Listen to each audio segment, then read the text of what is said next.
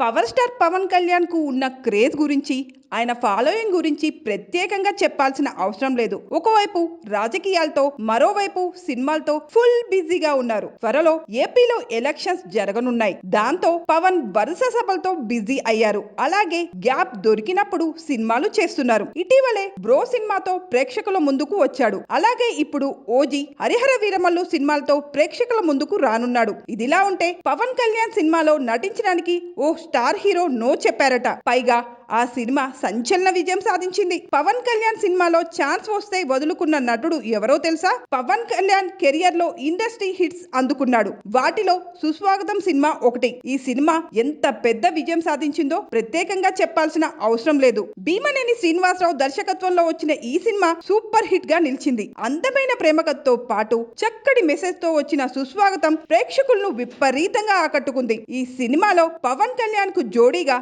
దేవయాని నటించారు. ఈ సినిమాలో పాటలన్నీ సూపర్ హిట్ గా నిలిచాయి. ఇప్పటికీ కూడా సుస్వాగతం సినిమాలో పాటలు వినిపిస్తున్నాయి. పవన్ కళ్యాణ్ సుస్వాగతం సినిమాలో పవన్ కళ్యాణ్ కు తండ్రిగా రఘువరన్ నటించారు. అయితే ఆయన పాత్ర కోసం ముందుగా ఎవర్ గ్రీన్ హీరో సోగ్గాడు శోభన్ బాబుని అనుకున్నారట. అయితే అందుకు శోభన్ బాబు ఒప్పుకోలేదట. సుస్వాగతం సినిమా టైం కు శోభన్ బాబు కెరియర్ డౌన్ అయింది. కానీ ఆయన హీరోగా మాత్రమే సినిమాలు చేస్తానని తెలిపారంట. తన తోటి నటులు క్యారెక్టర్ ఆర్టిస్టులుగా మారుతున్న టైంలో తాను మాత్రం హీరోగా సినిమా చేస్తానని తెలిపారట. అదే టైంలో సుస్వాగతం సినిమాలో ఛాన్స్ వచ్చినా శోభన్ బాబు నో చెప్పారట. ఆ తర్వాత ఆ పాత్రను రఘువరన్తో తెరకెక్కించారు.